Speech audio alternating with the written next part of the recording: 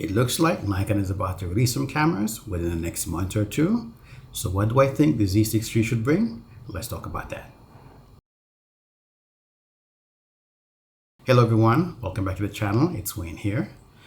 As a former Z6 II owner, I have some ideas on what I would like to see in the Z6 III.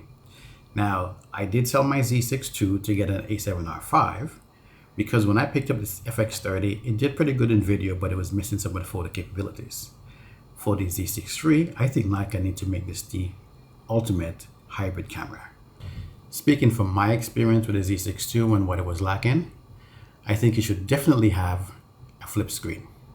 Should it come with a multi-angle flip screen like the A7R5? I think it should. I think today that should be a standard thing on all cameras, all mirrorless cameras going forward. Because people who shoot photographs can flip the screen out and they can see straight down the lens on what they're shooting. Those of us who want to shoot videos or want to film yourself, you can flip it out and you can see yourself. Of course, if you're filming video of others, the screen is right at the back. But for people who shoot in photographs, sometimes those low angle shots, you need a flip screen. And this is something that Nikon kind of did on the Z9. Not quite a flip screen, but it's a screen that you can tilt out in different angles. But a flip screen would be better because a lot of people considering this camera would be in that mid-level range, people who are content creators, who know more about cameras than the basics. Okay. Next thing, autofocus. The autofocus needs a big improvement. We've seen what the Z9 can do, so certainly Nikon must be able to surpass that in a new camera that they're releasing. So improve autofocus on the level of Sony, Canon, Panasonic, and surpass them if they can. Stabilization. Stabilization in video is crucial when you're moving around and talking. Some people vlog with their camera and you want to have good image stabilization with it. But even just walking around trying to film something, not everybody wants to carry on a gimbal. And it sounds cool to have a gimbal. Everything is smooth and cinematic looking, but the setup is heavy. And if you're carrying a heavy lens and the body already, carrying around a 3 to 4 pound gimbal, not fun. I mean, nowadays I think they're around 2 pounds, so the basic level, 2 to 3 pounds. But still, these things are not light once you combine everything together. So being able to do that inside the camera, even better. Photo side. 14 frames per second without a battery pack. I think Nikon can do that. For those of us who want to shoot photos, there's sometimes mid-tier, we still use this camera for some sporting events, some wedding events, and studio work. So the camera should have enough megapixels to do that as well. But it should also have the frames per second to keep up with kids running on a football field, ballet, whatever you like. The camera should be able to do that. Because that'll be that camera this would be that camera that everybody wants to pick up because the price would be right. And to say priced, same $1999 to $2,300. If you're going to give us even more features, sure. When we're talking video spec, we need to have 10-bit N-Log inside the camera. Now, most people are probably not going to use N-Log, but there's some people who are budding filmmakers. They could, grade their film.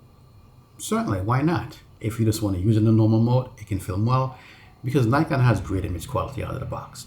But if you want to do that next level thing and add your own color grade to the camera, for the footage, yeah, N-Log is great. So you can add that into the camera so you can take care of that as well. Raw output, sure. So what would the raw output look like? 16-bit, 10-bit, 14-bit? I think 16-bit is fine. Most people are probably never going to use that level. I know the Danger doesn't record all up to 16-bit at this point, but having it is useful. And as far as the color palette inside the camera, 12-bit. We needed 10-bit, but some of the guys already gone out to 12-bit. Again, we're talking about Ultimate Z6 III hybrid camera. So yes, 12-bit in camera. Don't need RAW. ProRes is more than sufficient, and that can handle what we need. You can record on your CF Express Type B card. You can do RAW. You can do ProRes HQ and all that stuff on the card. So we don't want to step on Z8, Z7, Z9's foot, but we still want to have some good stuff on the inside of that camera. So all the way up to ProRes, I think is good, not RAW. RAW can still stay for external stuff. Just realized, didn't talk about megapixels. I think they should go with somewhere around 40 also, 36, 40. I think 36 is probably that good point. I know Sony has 31, sorry, 33 and A7R4. We're looking for maybe 6K from the camera. We're probably still only going to use 4K oversampled, from 8K down to 4K or 7K, whatever that sensor can do, so you can still have a really great image coming out of the sensor. So yeah, high megapixel, but not super high, 33 to 40, somewhere in that range. You guys let me know what you think about that, what would be good for you. Okay, let me think. What's another must-have feature to make this the ultimate camera? Oh, video monitoring tools. Canon came out, I believe it was the R6, that had video monitoring tools built into the screen. This way, we could negate the need to carry around a Ninja. I have a Ninja that I lug around with me because it basically helps me to get correct exposure straight out of the camera, and I can do a little grading after that. I'll tell you the truth, I haven't been using it much since I've been using the Sony cameras. So if I can get that inside the screen on the camera, boss, we're in there. And I think, as far as screen size, we've been living with this 3-inch.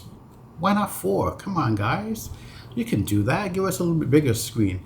The Nikon screen in the back has like a big black space around it that I think they could push out a little bit further. But in my mind, I think they just really need to have a 4-inch screen. If you're going to go video specific, you need something that can allow you to see what you're filming. Plus also push the information to the top and the bottom so it doesn't sit on top of the image. Okay, that's all I got for now. If you guys have anything else, let me know in the comments. I'll see you in the next video.